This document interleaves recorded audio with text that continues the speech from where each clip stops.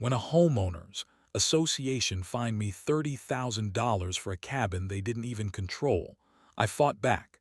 Now their entire board is facing court for corruption.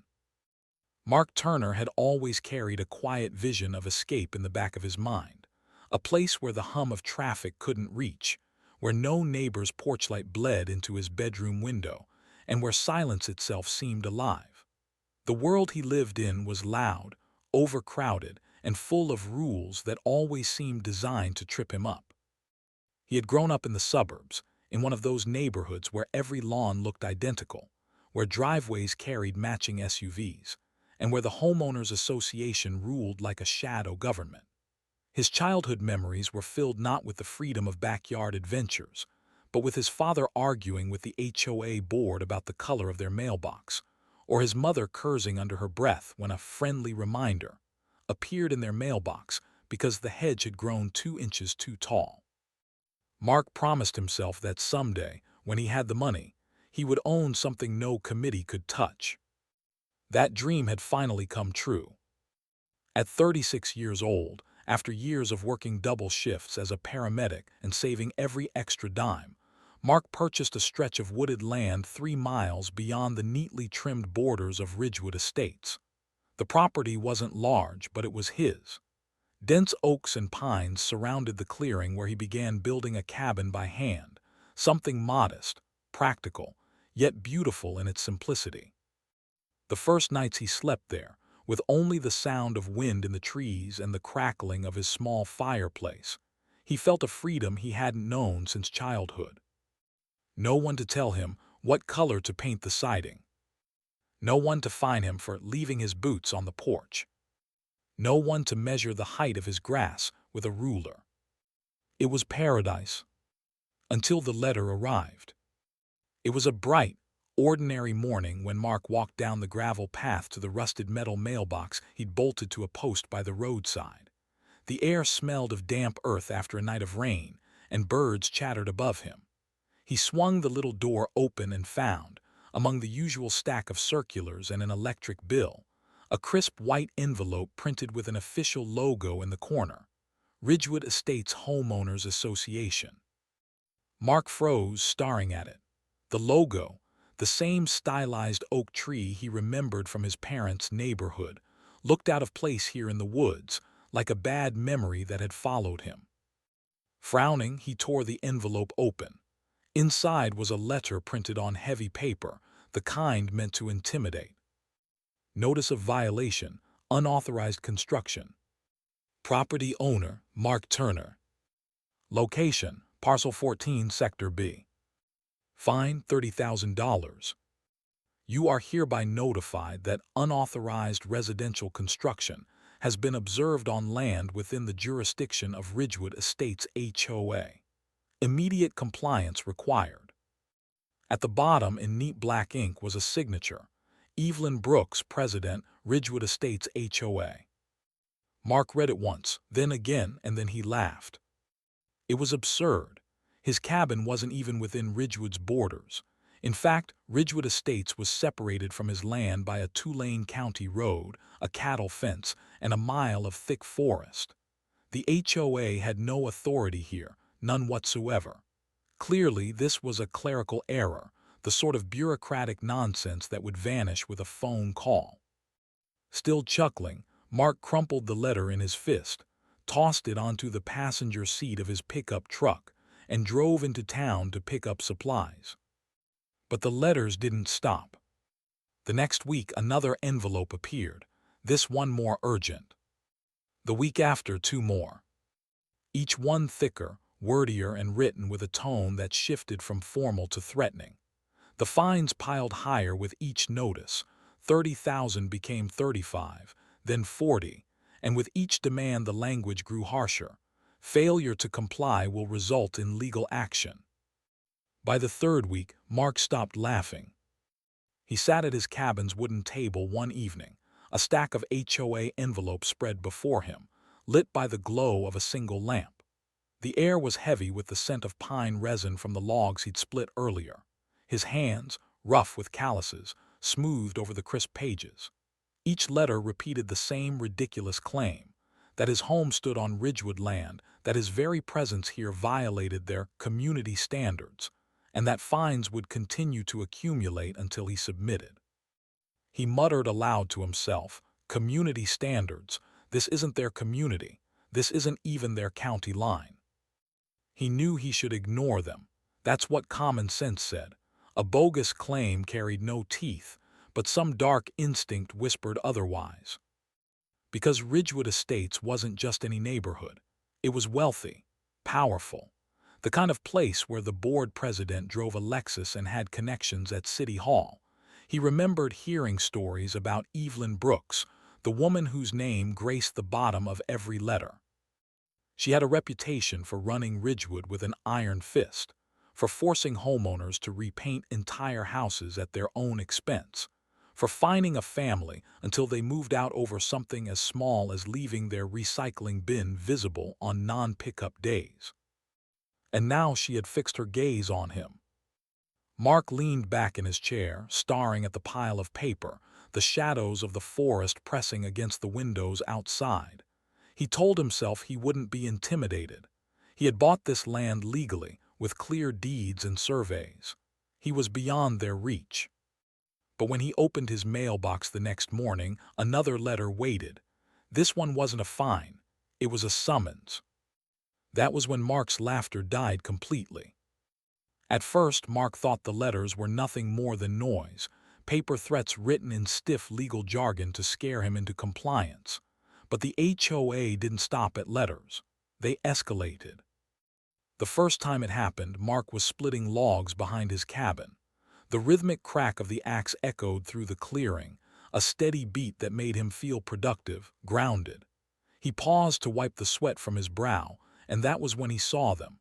Two men standing at the edge of his property, just beyond the tree line. They wore polo shirts tucked into khakis, clipboards in hand, and they were taking pictures. Mark straightened. "Can I help you?" he called. One of the men lowered his camera but didn't answer. Instead, he turned to the other and muttered something, pointing toward the cabin. Then click, another photograph. "This is private property," Mark said more firmly, dropping the axe into the chopping block and stepping forward. "You've got no business here."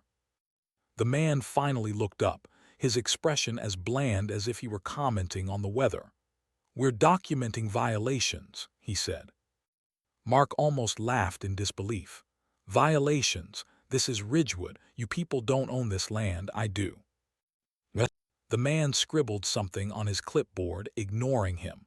"Non-compliant structure, visible from the Ridgewood community perimeter, detracts from visual harmony." "Visual harmony," Mark repeated, incredulous. "You're standing in my woods, trespassing, photographing my house, and you're worried about harmony." The men didn't answer. They simply took a few more photos, then turned and walked away, their footsteps crunching on dead leaves until the forest swallowed them. Mark stood frozen for a long moment, the cool bite of autumn air on his face, anger rising hot in his chest. It wasn't just the absurdity of their claim. It was the arrogance. The way they acted like his land was theirs to monitor, like he was some delinquent tenant rather than a man standing on property he had paid for with years of sweat and sacrifice. That night, as he sat at the table flipping through the growing stack of HOA letters, the words blurred together into a single message: "We own you." The next week it happened again. This time there were three of them, two men and a woman with sharp eyes and a cell phone she held like a weapon. They stood at the edge of his clearing, snapping photos, zooming in on his windows, muttering notes to each other. Mark strode up to them, his boots crunching on gravel. "I've already told you, this is not Ridgewood land."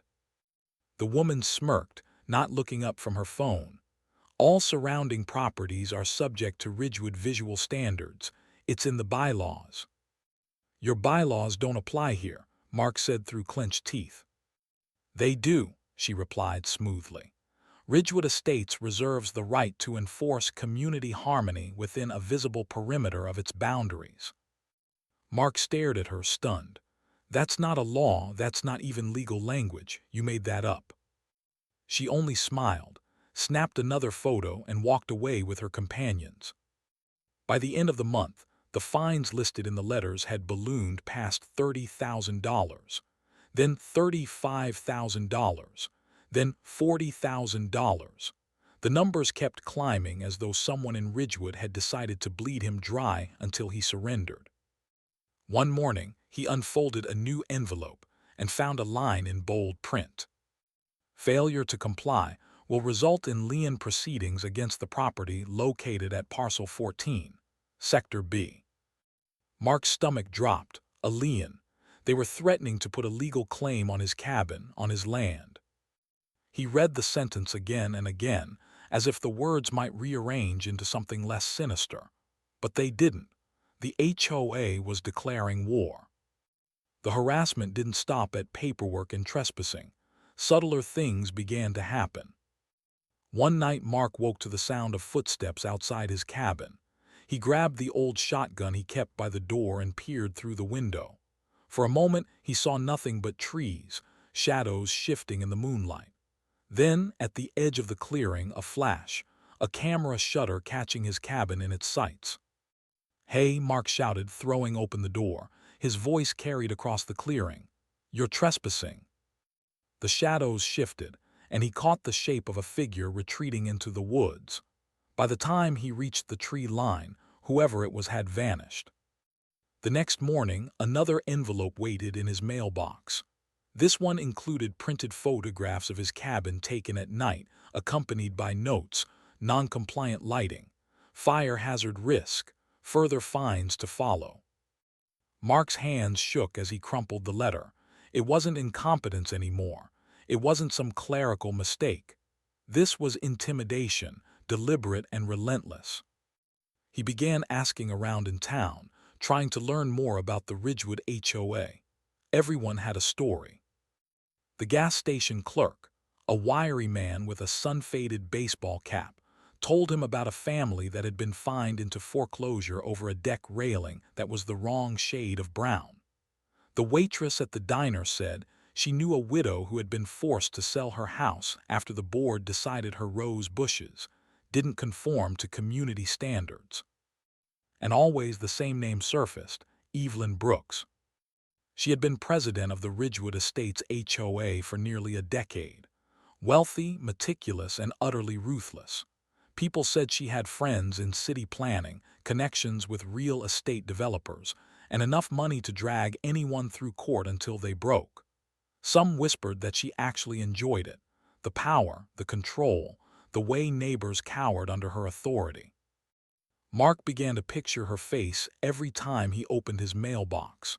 Her signature, curling elegantly at the bottom of each letter, became a symbol of the harassment that gnawed at him day after day. But Mark wasn't the type to back down. One evening, after tossing yet another violation notice onto the growing pile, he sat at his table with his laptop and began researching property law. He dug through county maps, zoning ordinances, and tax records. He compared his deed with Ridgewood's boundaries, highlighting the line that proved, without a shadow of doubt, that his property was not and had never been part of their development.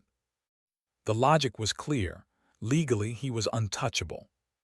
But legally didn't mean practically. Because while the law was on his side, the HOA had something just as powerful: persistence. They could bury him in paperwork, drag him into court, and bleed him dry in legal fees even if he won. And judging by the speed with which the letters arrived, the photographs appeared, and the fines escalated, Mark realized they had every intention of doing exactly that. The harassment became a daily weight, pressing on him even in the quiet of the woods.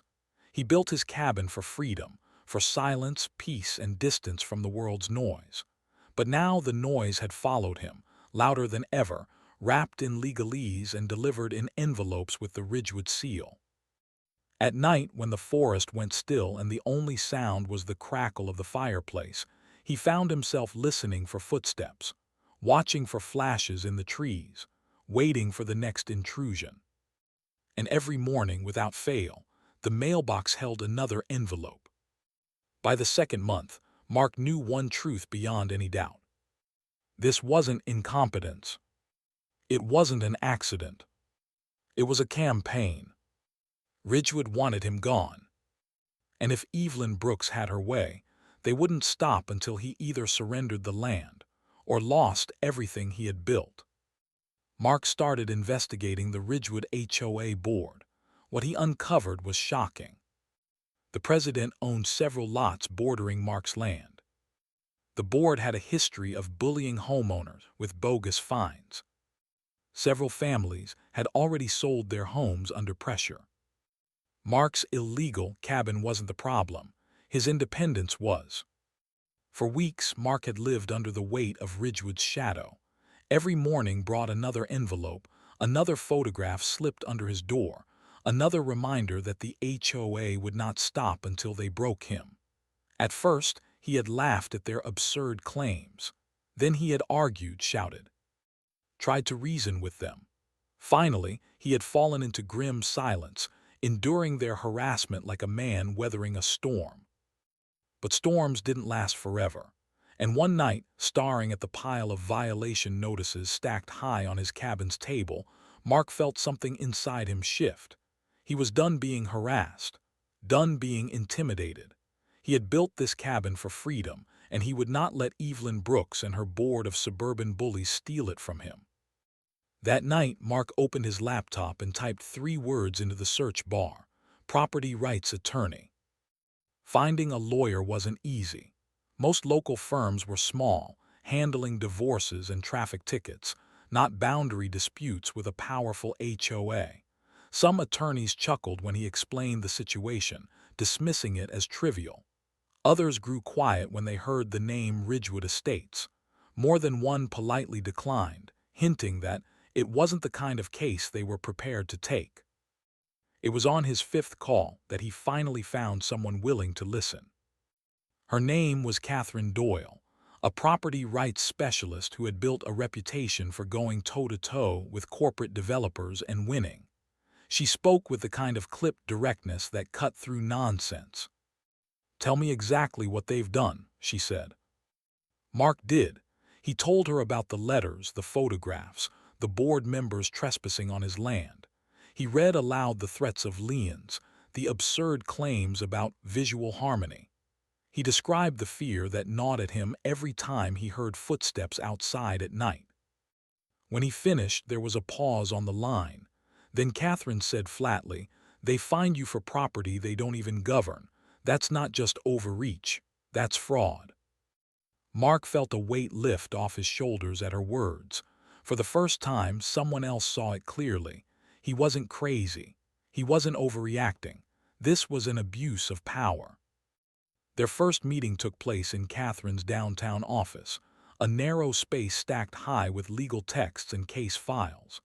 Catherine was in her 40s, with sharp eyes behind frameless glasses and a voice that carried quiet authority. She wore no jewelry except a silver watch, and her desk was so neat it looked surgical.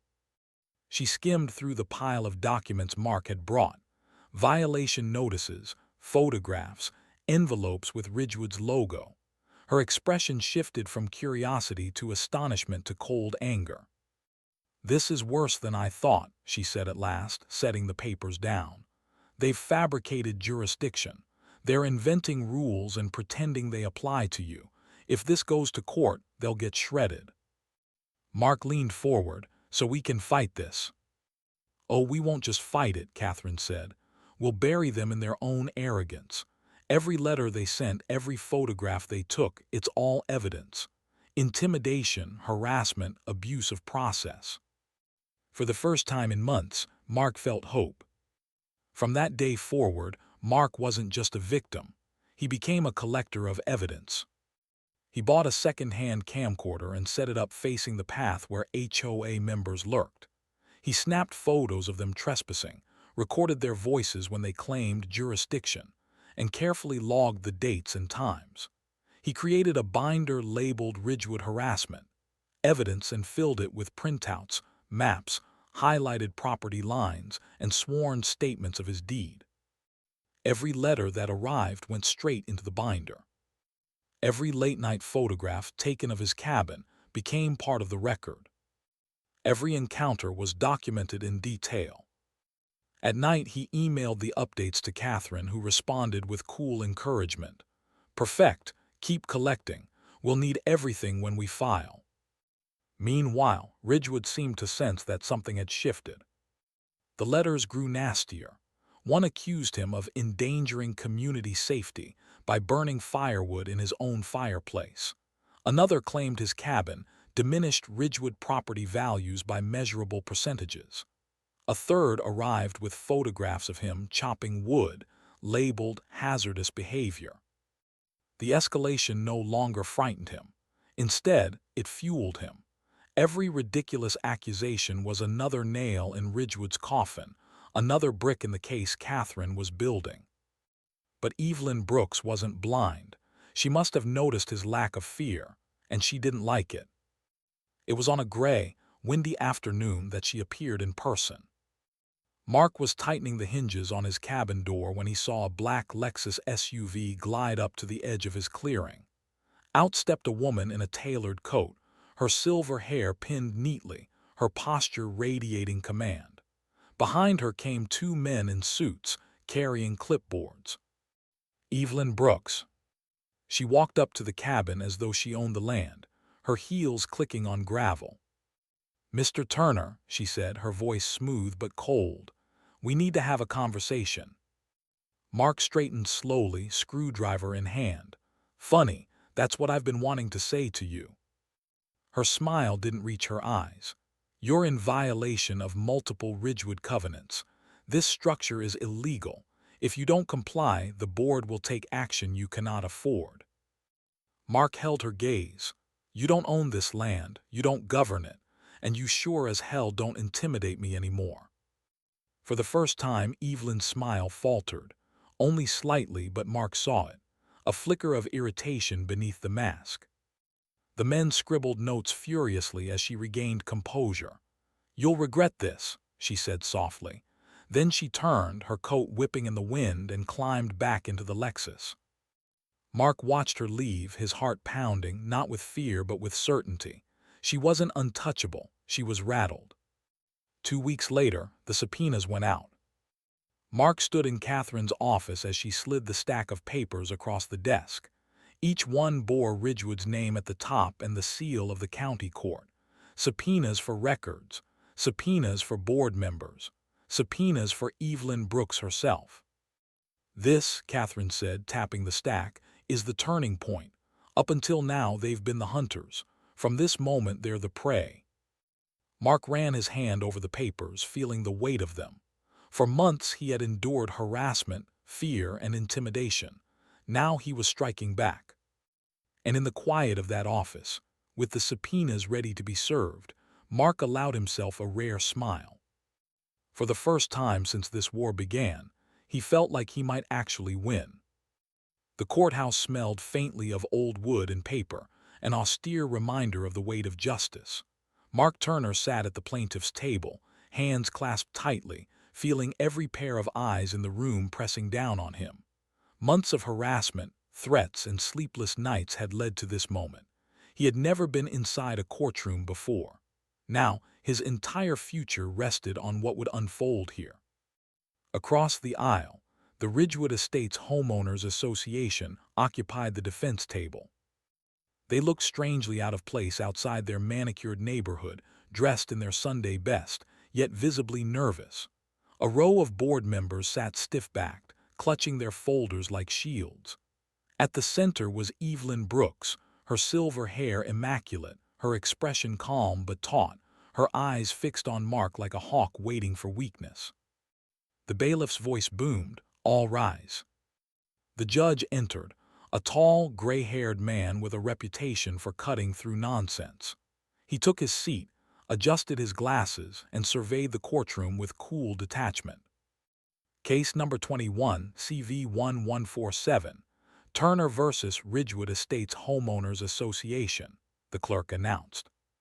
Mark's attorney, Catherine Doyle, stood first. Her presence radiated precision and confidence. "Your Honor, this is a case about abuse of power, about a group of individuals who weaponized authority they did not possess.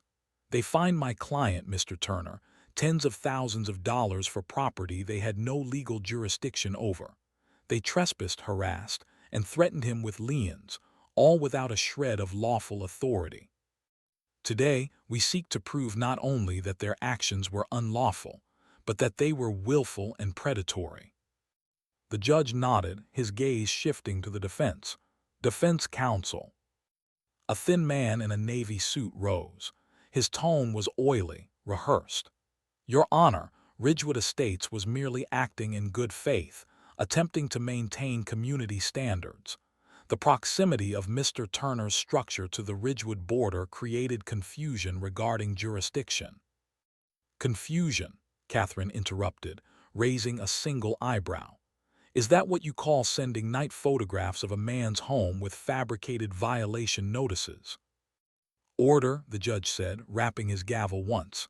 Counsel will have time to respond. Proceed with your case, Ms. Doyle. Catherine began with the letters. One by one, she stacked them on the judge's bench. Each bore the Ridgewood seal, each demanded thousands of dollars. These, she said, are not community standards. These are extortion notes dressed up as official documents. The judge flipped through the pages, his brow furrowing deeper with every letter. Next came the photographs, blurry shots taken through trees, some at night, one even capturing Mark through his cabin window. Catherine laid them out like a deck of damning cards. These were not harmless observations. They were intimidation tactics, taken while trespassing on private land. Mark's chest tightened as the judge lingered on one photo, a grainy image of him stacking firewood by lantern light. To Mark, it was a memory of peace disrupted. To the court, it was evidence of surveillance gone too far. The defense squirmed. Evelyn Brooks shifted in her seat but kept her mask of calm. Then came the testimony. Mark himself took the stand first. His voice was steady, though his palms sweated against the polished wood. He spoke of the first letter, of his disbelief turning to dread, of waking at night to see flashes in the woods. He described the trespassers with clipboards, the threats of liens, the feeling of being hunted on land he had rightfully purchased. Did you ever agree to be part of Ridgewood Estates? Catherine asked. Never, Mark said firmly. I bought my land outside their boundary. That was the point, to be free of them. Did they ever present you with legal documents proving jurisdiction? Not once, just threats, just lies. Catherine nodded, no further questions. The defense attorney rose for cross-examination. Mr. Turner, isn't it true your cabin is visible from the Ridgewood perimeter? Yes. And wouldn't you agree that its appearance could? No, Mark cut in. His voice carried a firmness that silenced the room. My land is not theirs. My home is not theirs. Visibility doesn't equal ownership. If it did, I could find Ridgewood every time I saw their streetlights from my porch. A ripple of muted laughter passed through the courtroom. Even the judge allowed the faintest curve of a smile. The defense attorney flushed and quickly ended his questioning. Next came the witnesses Catherine had carefully lined up. The gas station clerk testified how Ridgewood had bullied a family out of their home over a minor railing violation. A retired teacher spoke of being fined hundreds for planting roses of the wrong variety. Each testimony painted the same picture: an HOA that thrived on fear and control, bending rules until neighbors broke. And then, finally, Evelyn Brooks herself was called to the stand. She walked with poise, sitting tall in the witness chair as if it were a throne. Her voice was honeyed, her tone polished. Ridgewood Estates has always been committed to protecting property values. We acted in what we believed to be the best interest of our community. Catherine pounced. Best interest. Let's discuss Exhibit C. She held up one of the night photographs. Is this in the best interest of your community, sneaking into the woods and photographing a man's home? That image was provided by a concerned resident, Evelyn said smoothly. Really? Catherine's tone sharpened. Because we have timestamp data proving it was taken by a member of your board. At 11, 42 p.m. on land you did not own. Evelyn's mask slipped for the first time. A flicker of irritation flashed across her face. The judge leaned forward. Mrs. Brooks, did Ridgewood Estates have any legal authority over Mr. Turner's property? Evelyn hesitated. We believed. Yes or no? She swallowed. No. The word hung in the air like a verdict before the verdict. By afternoon, the evidence had spoken louder than any lawyer. Catherine's closing argument was measured and devastating. This case is not about a misunderstanding, she told the court. It is about an organization that has grown drunk on power, extending its reach beyond lawful borders. They did not make a mistake. They made a choice to target a man who wanted nothing more than peace and to bleed him dry for daring to live free of their control. That is not governance. That is predation. And if we allow it to stand, then no property owner is safe. The defense mumbled about community standards and neighborhood integrity, but their words rang hollow. The judge's expression had hardened long before. At last he set down the stack of violation letters, folded his hands, and spoke. His voice cut through the courtroom like a blade. Ladies and gentlemen, Ridgewood Estates had no legal authority over Mr. Turner's property. None. These fines were not just unlawful, they were predatory. This board abused their power, harassed a man on his own land, and fabricated claims to line their pockets. It stops here. The gavel struck once. The courtroom erupted, neighbors whispering, reporters scribbling, the HOA board shifting in their seats as though the ground itself had fallen away beneath them. Evelyn Brooks sat frozen, her jaw tight, her carefully maintained poise crumbling at the edges. At the plaintiff's table, Mark exhaled a breath he hadn't realized he'd been holding. The weight that had pressed on his chest for months lifted in an instant. He wasn't just surviving anymore. He had won. And for the first time since this nightmare began, the tables had turned. The verdict was clear. All fines against Mark were dismissed. The HOA board was ordered to pay damages and legal costs. Several board members faced removal and investigation for abuse of power. As he walked out of the courthouse, Mark thought back to his dream of peace and freedom. He finally had both. And Ridgewood Estates, they had a new lesson written in law: intimidation has consequences. The morning air was cool and crisp, filled with the earthy scent of pine and damp soil. Mark Turner sat back in his rocking chair on the porch of his cabin, a steaming mug of coffee cradled in his hands. For the first time in months, his mornings were quiet, not interrupted by the hum of an unfamiliar car slowing at the end of his driveway, not by the threatening words of a letter slipped into his mailbox, not by the sight of strangers photographing his land as though they owned it. There was only silence. Not the empty kind, but the living silence of nature. The rustling of leaves in the breeze, the distant call of a hawk, the occasional creak of wood as the cabin settled into its foundation. The cabin itself stood proudly, bathed in the early glow of sunrise. Its cedar beams gleamed with golden light, each plank a reminder of Mark's persistence. Every nail, every hour of sweat he had put into building it now carried the weight of victory.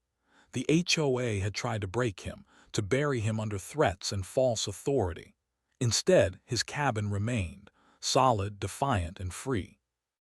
Mark sipped his coffee and allowed himself a slow smile. Months ago, he had been filled with doubt. He had questioned whether it was worth the fight, whether he should just cave to the pressure, pay the outrageous fines, or even abandon his dream altogether. But now, looking at the quiet woods stretching before him, he knew the answer had always been no. The cabin was more than a home, it was a statement. A reminder that ordinary people could stand against greed, against intimidation, and win. He leaned forward, resting his mug on the porch railing, and let his eyes trace the outline of his land. The boundary markers stood where they always had, untouched and unchallenged now. The forest seemed thicker somehow, more protective. The winding dirt path that led up to his property felt less like an isolated road and more like a gate to something sacred, his freedom. Mark thought back to the courtroom, the look on the judge's face when he called the HOA's actions predatory. The way the board members had shrunk in their seats, stripped of their arrogance. He had walked out of that courthouse lighter, stronger, with his head held high. That memory alone warmed him as much as the coffee did. In the weeks that followed, neighbors, people who had once whispered about the HOA but never dared to cross it, had come by to shake his hand. Some offered baked pies or jars of honey, others simply words of gratitude. "You gave us courage," one of them told him. "You showed us they're not untouchable." Mark hadn't set out to be anyone's hero. He just wanted a cabin, a place to breathe. But the fight had turned him into something more, a defender, not just of his own land, but of the principle that no one should be bullied out of what they rightfully own.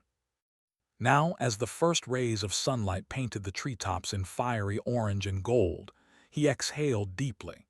This was the life he had dreamed of, peaceful, unshaken by greed, grounded in the soil beneath his boots.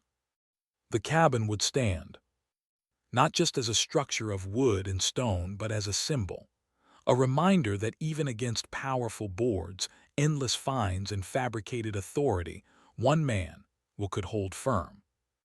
Mark took another sip, leaned back in his chair, and closed his eyes for a moment. The world was quiet, the battle was over, and his cabin, his dream, was finally, undeniably his. The news spread like wildfire.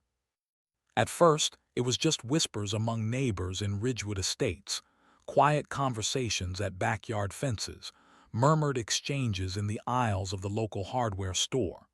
But within days, the story was everywhere. The infamous Ridgewood HOA had been dragged into court and humiliated for overstepping its authority. And the man who had done it was not even a resident. Mark Turner had stood against them and won. For years, the Ridgewood Estates Homeowners Association had been untouchable. Residents called it the shadow government of their neighborhood, unelected tyrants cloaked in bylaws and bureaucracy. Few dared to question their fines or their constant inspections, because questioning them usually led to retaliation. A trash bin left out too long, a lawn judged too dry, a flower bed not in approved colors. All could trigger letters, escalating fines, even threats of liens and foreclosure. But now, with one ruling, the spell had broken. The homeowners began talking. A middle-aged woman named Claire, who lived in a modest ranch-style house at the far end of Willow Lane, admitted she had once been fined over $15,000 for unauthorized landscaping. The violation: her rose bushes, which the HOA claimed were planted 2 feet outside the approved radius. She had fought it for months, but every letter she wrote was ignored, every appeal dismissed. "I thought I was crazy," she told neighbors one night. "I thought maybe I was wrong, but I wasn't, I was scared." And they knew it. An elderly man named Robert, a veteran, confessed he had sold his home at a devastating loss after the HOA threatened foreclosure. His crime had been a small shed in his backyard, one he built to store gardening tools. The HOA claimed it violated community aesthetic harmony. They refused to approve it, fined him relentlessly, and told him the only way to avoid legal action was to remove it or sell. He couldn't afford to fight, so he left. Now, hearing about Mark's case, Robert's voice trembled with anger. "All those years of service, and I couldn't even keep my own shed. They broke me, and I let them." These stories multiplied. Each revelation was like a domino tipping the next. Once one person spoke, others followed. The HOA's reign of intimidation had been built on silence, on the assumption that no one would risk challenging them. But after Mark's court victory, silence gave way to outrage. The board members, once feared like minor royalty within Ridgewood Estates, now shrank from the public eye. Janet Lewis, the HOA president who had strutted around the neighborhood issuing citations with smug authority, was now seen at the local grocery store avoiding eye contact, rushing her cart down the aisle as neighbors whispered behind her back. She had once spoken at community meetings with her chin high and her voice sharp, condemning anyone who dared question the rules. Now her voice was gone, drowned beneath the murmurs of distrust. Her fellow board members fared no better. Harold Green, who had spearheaded enforcement initiatives, stopped showing up at the neighborhood park altogether. His once friendly wave was replaced by a lowered gaze, as if every set of eyes carried an accusation. And Monica James, the treasurer, was seen late one evening loading boxes into her car, as though preparing to leave the community she once ruled. Their empire of intimidation was collapsing. The neighborhood meetings, which had once been rigid and controlled affairs where the board dictated every word, were now something else entirely. Residents showed up in larger numbers than ever before. They raised their hands, not to ask permission, but to demand answers. Where had their money gone? How many of their fines were baseless? How much had the board pocketed? Rumors swirled about missing funds, about board members using HOA accounts to pay for personal expenses, vacations, landscaping at their own homes, even a rumored new car. Whether all of it was true hardly mattered. The trust was gone. One evening, at a particularly heated meeting, Claire stood up in front of dozens of neighbors and pointed at the board table. "You stole from us," she said, her voice trembling with both fear and fury. "You preyed on us. You told us we had no choice and we believed you, but you were wrong, and now everyone knows." The room erupted with applause, something that had never happened before at an HOA meeting. The board sat frozen, pale and speechless. Mark heard about all of this from a distance. He wasn't a Ridgewood resident, and he didn't attend their meetings, but neighbors began reaching out to him anyway. Some drove the 3 miles to his cabin just to thank him. Others mailed letters, describing their own battles with the HOA. He read each one, humbled and unsettled by the sheer number of lives the board had disrupted. He realized his fight hadn't just been for himself. It had cracked open a dam, releasing years of pent-up frustration and fear. The fallout wasn't just social. Legal ripples followed too. A group of homeowners banded together, filing a collective lawsuit against the HOA for fraudulent fines and abuse of power. Local media began covering the story, running headlines like "Neighborhood HOA Exposed," "Homeowners Speak Out," and "Predatory Practices Under Fire." Reporters showed up at Ridgewood Estates, interviewing residents at their driveways, capturing the growing rebellion on camera. Soon, the once pristine reputation of Ridgewood Estates, the perfect, gated neighborhood with manicured lawns and orderly streets, was tarnished. Potential buyers pulled out of deals. Property values dipped. Realtors whispered that the HOA scandal had poisoned the market. The board tried to fight back. They issued statements denying wrongdoing, insisting the fines were in accordance with community standards. They claimed the media had exaggerated the situation, that disgruntled residents were spreading lies, but their denials fell flat. The documents Mark had presented in court, the bogus letters, the overreaching fines, the threats, had already been made public record. Anyone could read them. The truth was out. One by one, the board members began resigning. First Harold, then Monica. Janet held on the longest, stubborn to the end, but even she couldn't withstand the pressure. When she finally stepped down, the neighborhood cheered. What replaced the old guard wasn't immediate unity, it was chaos at first. Neighbors argued about what to do next, about whether to dissolve the HOA entirely or rebuild it with strict oversight. But through the chaos, there was something new in Ridgewood Estates: hope. For the first time in years, the homeowners weren't afraid. And all of it traced back to one cabin, standing 3 miles outside their borders. Mark Turner didn't set out to be a hero, but in exposing Ridgewood's corruption, he had done what no one inside had dared to do. He had shown them the cracks in the wall, and once people saw the cracks, they refused to look away. The HOA's empire had fallen, not with a sudden collapse, but with the slow, steady crumble of fear giving way to courage. And in that crumble, freedom returned. The night was calm, the kind of silence Mark had grown to cherish since his courtroom victory.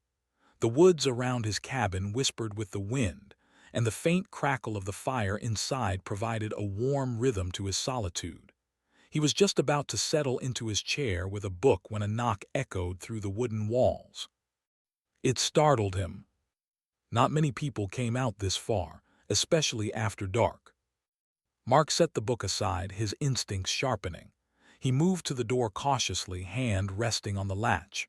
Through the small window he saw a figure, an older woman, wrapped in a thick coat, her posture steady but weary.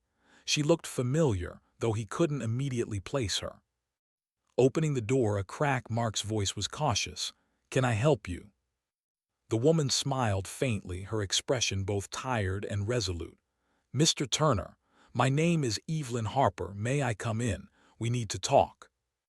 Something in her tone carried weight, calm but urgent, as if she had been rehearsing these words for a long time.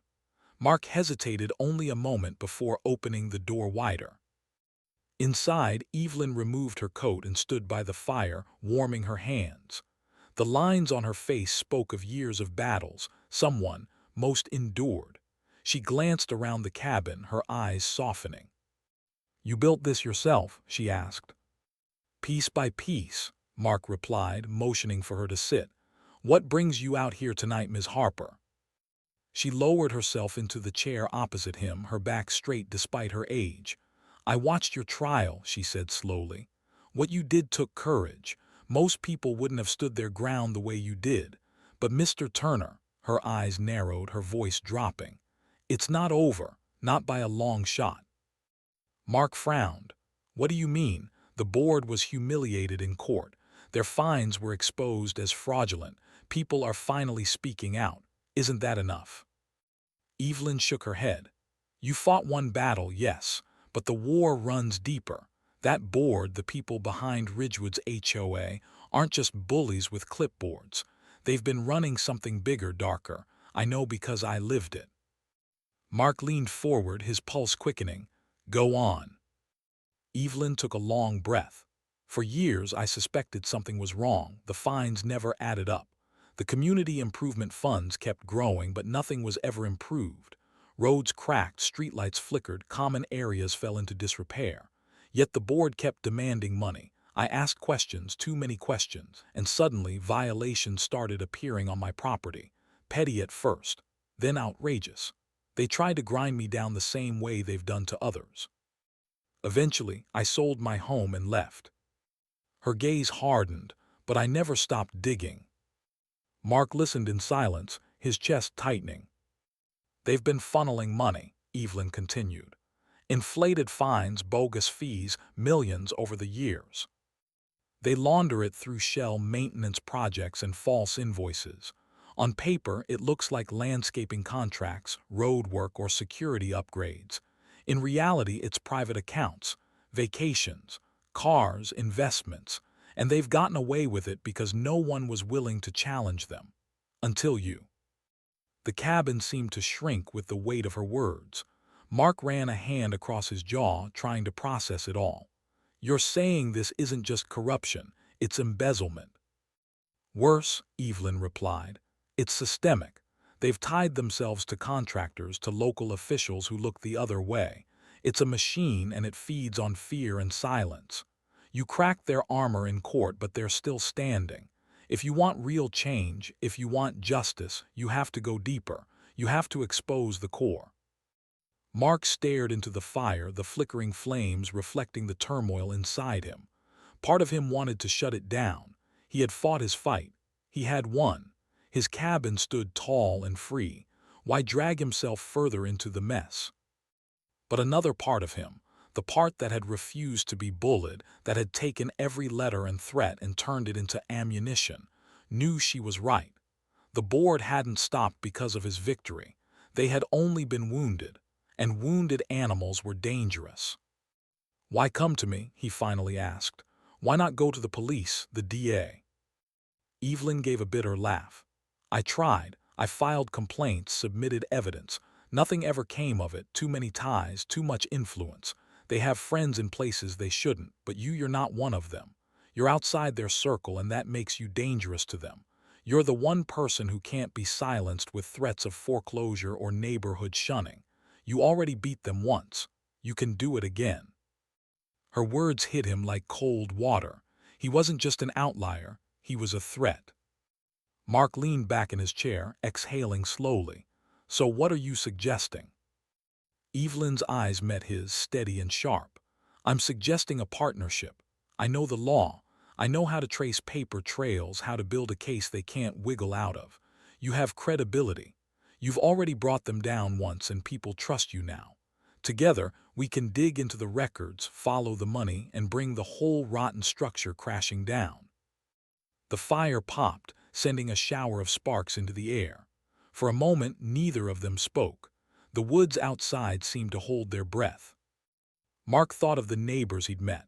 The woman with the $15,000 landscaping fine, the veteran who lost his shed and his home. He thought of the countless letters, the fear that had hung over Ridgewood like a storm cloud. And he thought of his cabin, standing strong not just for him, but as a symbol of resistance. If Evelyn was right, this wasn't about one cabin or even one neighborhood. It was about a system of greed built on intimidation, a system that had to be exposed. Mark's jaw tightened. All right, I'm in. Evelyn allowed herself the faintest smile, a glimmer of satisfaction in her tired eyes. Good. Then we'd better get to work, because if I know the board, they're already planning their next move, and this time they won't just send letters. The fire hissed, the night deepened, and in that small cabin in the woods, an unlikely alliance was forged, one that would take the fight far beyond Ridgewood's borders. This was no longer about a dream home. This was about exposing corruption at its very core. The night was still, broken only by the faint hum of crickets outside the cabin windows. Mark sat at the rough wooden table, the glow of a single lamp spilling across his notes and legal documents.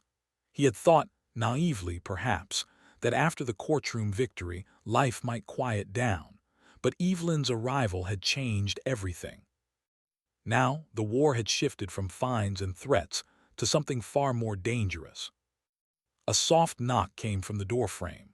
Evelyn stepped inside, carrying a manila envelope tucked under her arm. Her expression was tight, her eyes shadowed by the flicker of firelight.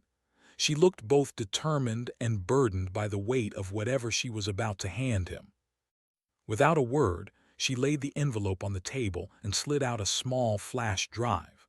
The metallic glint seemed almost sinister in the dim light. "This," she said quietly, "is what I've been waiting for." Mark frowned, staring at it. "What is it?" A whistleblower inside Ridgewood's HOA office. Someone who finally had enough passed this to me. They were too scared to come forward themselves, but they trusted me. And now, I'm trusting you. Mark picked it up carefully, as though it were more dangerous than it looked. He slid the drive into his laptop, the machine whirring softly as it came to life. Evelyn moved closer, leaning over his shoulder as the screen lit up. Dozens of folders appeared, each one labeled with sterile names: maintenance records, landscaping invoices, community funds, improvement projects. Mark clicked the first. Spreadsheets opened, row upon row of numbers, dates, vendor names, and payment amounts. At first glance, it seemed ordinary, until Evelyn pointed at a line highlighted in red. "Look at that contractor name," she whispered. "Blue Pine Landscaping doesn't exist. I checked state records, it's a shell company." Mark scrolled through the sheet. Thousands of dollars funneled every month to Blue Pine. The description column always the same: routine community beautification. "Routine," Mark muttered. "The neighborhood streetlights barely work." "Exactly," Evelyn said grimly. "Keep going." He opened another file: security services. Payments to a company called Ironwood Protection LLC. Over $120,000 billed in just 2 years.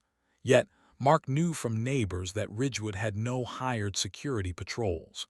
Residents had been complaining about break-ins, about petty thefts, with no response from the board. "They've been billing for ghosts," Evelyn said. Her voice was tight, but her eyes gleamed with vindication. "Fake vendors, fake invoices, all feeding into the same pool. Mark clicked deeper, each folder unraveling more lies. There were payments for sidewalk repairs that had never happened. Contracts for playground upgrades, though the playground still had rusted swings.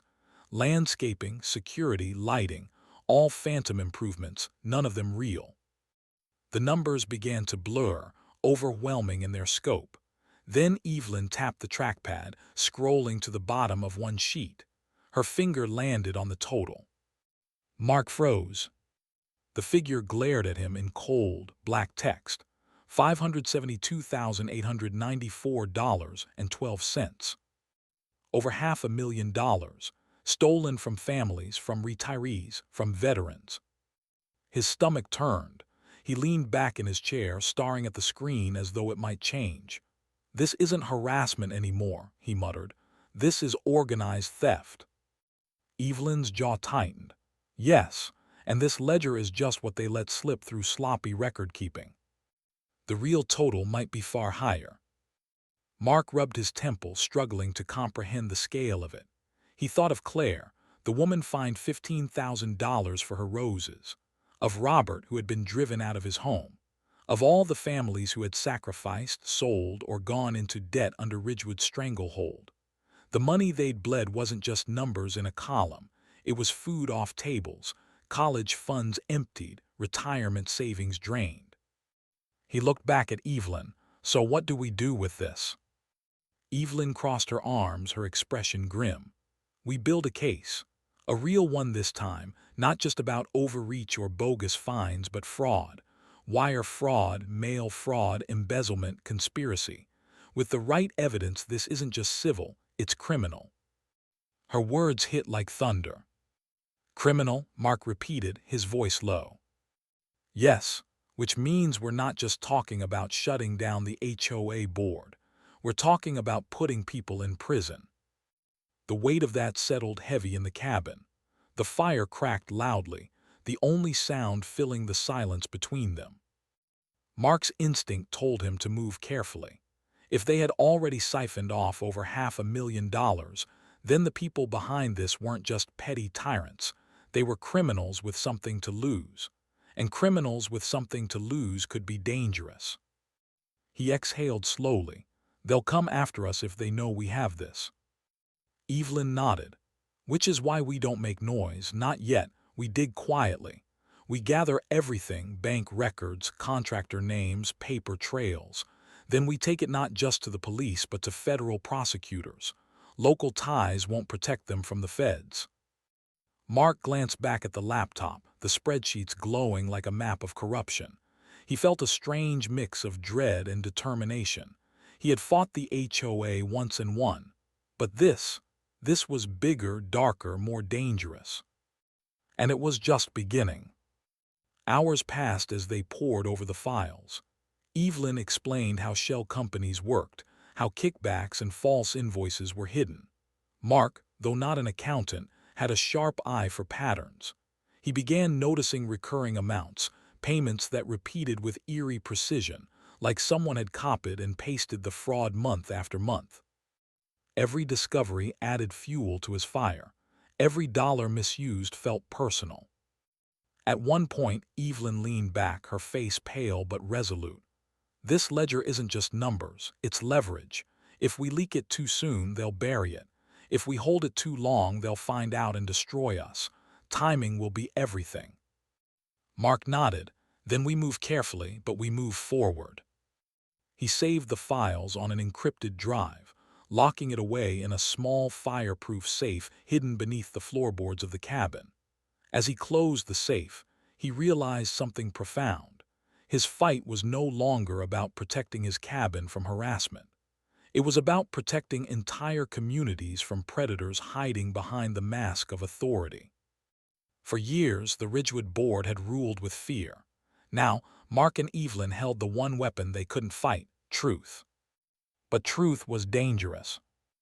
And as the fire burned low and the forest outside settled into silence, Mark couldn't shake the feeling that the HOA, or whoever was truly behind it, wouldn't let the truth come out without a fight. The battle wasn't finished. It was only beginning.